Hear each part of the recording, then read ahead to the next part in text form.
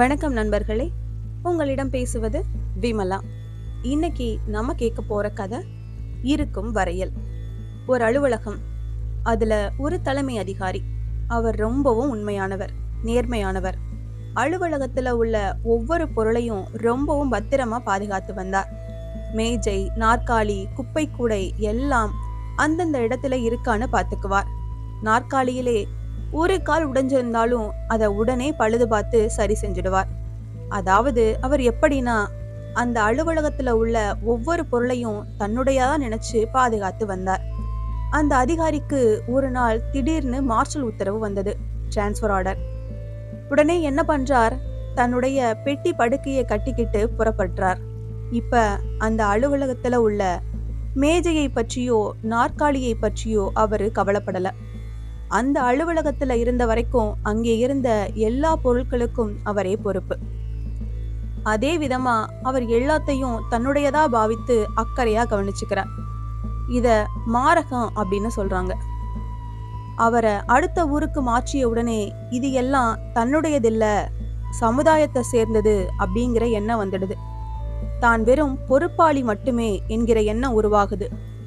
இத காப்பாற்றுவது மட்டும்தான் என்னுடைய கடமை என்கிற எண்ணத்தோடு செயல்படுறார். இதுவும் மாரகம்தான். ஆனா தாரகங்கிறது வேற. அதே அலுவலர் மார்ஷலாகி போகும்போது வீட்டிலே உள்ள எல்லாத்தையும் கட்டி லாரியிலே ஏத்துறார். பழைய செருப்பு, துடைப்பம் எதையும் விட்டு வைக்கல. என்ன காரணம்?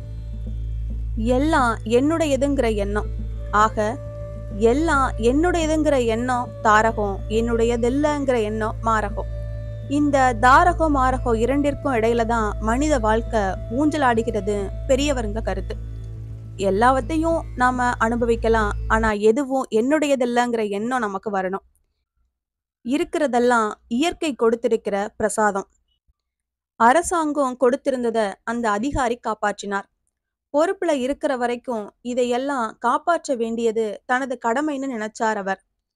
அடுத்த ஊருக்கு போன்னு சொன்னதும் அங்க இருக்கிற எல்லாத்தையும் உதறிப்புட்டு கிளம்பிட்டார். இந்த உலகியல் கடமையை ஒரு யோகமாக செய்யணும். இந்த உலகத்துல இருக்கிற வரைக்கும் என் வீடு, என் மனைவி, என் மக்கள், இது எல்லாமே இயற்கை அல்லது இறைவன் நமக்கு கொடுத்திருக்கிற பிரசாதம்னு உணரணும். அப்படி புரிஞ்சுக்கிட்டு நம்முடைய கடமைகளை செய்யணும். எல்லாம் என்னுடையது என்கிற மமகாரம் வந்துடப்படாது.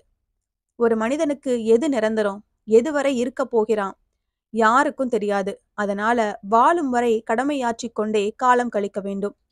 எல்லாம் இயற்கை தந்த வரப்பிரசாதம் என்கிற பாவனையோடு வாழ கற்றுக்கொள்ள வேண்டும். இந்த காலத்து அதிகாரி ஒருத்தர் ஒரு லாரியில ஏறிக்கிட்டு இருந்தார். என்ன சார் விவரம்னு கேட்டார் அவருடைய நண்பர் ஒருத்தர். எல்லாம் என்னுடையதுன்னு நினைச்சேன், அதோட விளைவு இதுன்னார் அவர். என்ன, அடுத்த ஊருக்கு மாத்திட்டாங்களான்னார் அவர். இல்ல சார், என்ன அரெஸ்ட் பண்ணி அழைச்சிட்டு போறாங்க அப்படின்னார் இவர். இந்த கதை உங்களுக்கு பிடிச்சிருந்துன்னா லைக் பண்ணுங்க, ஷேர் பண்ணுங்க, சேனலை மறக்காம சப்ஸ்கிரைப் பண்ணுங்க. அடுத்த கதையில சந்திக்கலாம்.